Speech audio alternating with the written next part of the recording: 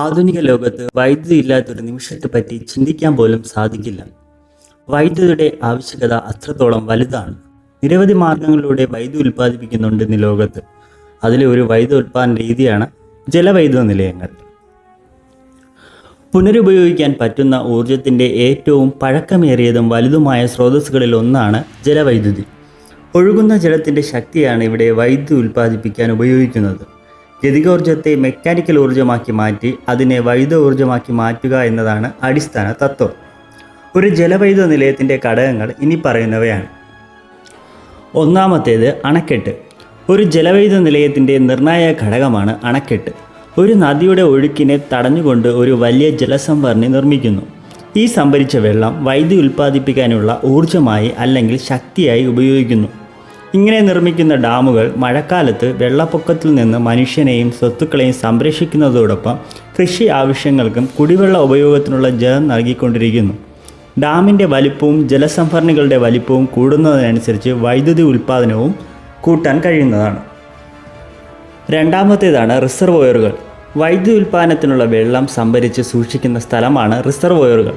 റിസർവോയറുകളുടെ സംഭരണശേഷി ഒരു പ്രധാന ഘടകമാണ്. വലിയ സംഭരണികൾ കൂടുതൽ ഊർജ്ജ ഉൽപ്പാദനത്തിനുള്ള വെള്ളം സംഭരിക്കാൻ കഴിയും. ഒരു ഡാമിൻ്റെ റിസർവോയറുകൾ എന്ന് പറയുന്നത് കിലോമീറ്ററുകൾ ചുറ്റപ്പെട്ടതായിരിക്കും. മൂന്നാമത്തേതാണ് ഇൻടേക്ക് വാൽവുകൾ അല്ലെങ്കിൽ ഗേറ്റ്. റിസർവോയറുകളിൽ സംഭരിച്ച ജലം വൈദ്യുതി ഉൽപ്പാദിപ്പിക്കാൻ വലിയ പൈപ്പുകൾ വഴിയാണ് കൊണ്ടുപോകുന്നത്. ഇത്തരം പൈപ്പുകൾ ഡാമിലെ ഇൻടേക്ക് വാൽവുമായാണ് കണക്ട് ചെയ്തിരിക്കുന്നത്. ഇൻടേക്ക് വാൽവുകൾ റിസർവോയറിനുള്ളിലാണ് ഉള്ളത്. വെള്ളത്തിലുള്ള മാലിന്യ വസ്തുക്കൾ പൈപ്പിനുള്ളിൽ കടക്കാതിരിക്കാനും സിസ്റ്റത്തിലേക്കുള്ള വെള്ളത്തിൻ്റെ അളവ് ക്രമീകരിക്കുന്നതിലേക്കും ഇത്തരം വാൽവുകൾ അല്ലെങ്കിൽ ഗേറ്റുകൾ സഹായിക്കുന്നു. അടുത്തത് പെൻസ്റ്റോക്ക് പൈപ്പുകളാണ്. ഡാമിലെ ഇൻടേക്ക് ഭാഗത്തു നിന്നും ജനറേറ്റിംഗ് സ്റ്റേഷനുകളിലേക്ക് വെള്ളം കൊണ്ടുപോകുന്ന വലിയ പൈപ്പുകളാണ് പെൻസ്റ്റോക്കുകൾ എന്നറിയപ്പെടുന്നത്. ഡാമിൽ നിന്ന് കിലോമീറ്ററുകൾ അകലെയായി സ്ഥിതി ചെയ്യുന്ന ജനറേറ്റിംഗ് സ്റ്റേഷനുകളിലേക്ക് വെള്ളം എത്തിക്കുക എന്നതാണ് ഇതിൻ്റെ ധർമ്മം. പെൻസ്റ്റോക്കിലൂടെ ഒഴുകുമ്പോൾ ജലത്തിൻ്റെ മർദ്ദം വളരെയധികം വർദ്ധിക്കുന്നു. ഈ പൈപ്പുകൾ എപ്പോഴും നിരീക്ഷിച്ചു കൊണ്ടിരിക്കും, കാരണം ഇതിലൂടെ വരുന്ന ജലത്തിൻ്റെ ശക്തി കാരണം ലീക്ക് ഉണ്ടാകാൻ സാധ്യതയുണ്ട്. അടുത്തതാണ് സർജ് ടാങ്കുകൾ. നീണ്ട പെൻസ്റ്റോക്ക് പൈപ്പ് ആവശ്യമുള്ള പവർ പ്ലാന്റുകളിൽ സർജ് ടാങ്കുകൾ നൽകാറുണ്ട്. മുകൾ ഭാഗം തുറന്നിരിക്കുന്ന അല്ലെങ്കിൽ ചെറിയ റിസർവോയറോട് കൂടിയുള്ളതാണ് സർജ് ടാങ്ക് എന്ന് പറയുന്നത്.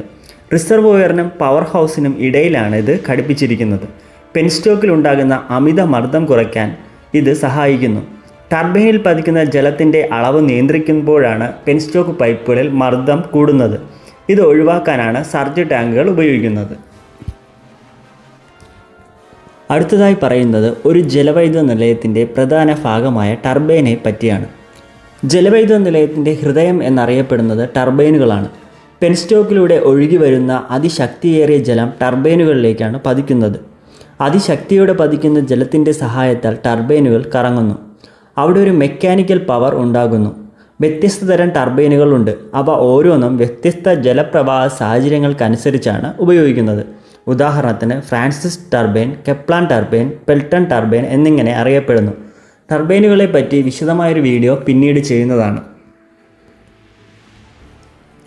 അടുത്ത ഭാഗമാണ് ജനറേറ്റർ. മെക്കാനിക്കൽ എനർജിയെ ഇലക്ട്രിക്കൽ എനർജി ആക്കുന്ന ഉപകരണമാണ് ജനറേറ്റർ. ജനറേറ്ററിൻ്റെ റോട്ടർ ടർബൈനുമായി ബന്ധിപ്പിച്ചിരിക്കുന്നു.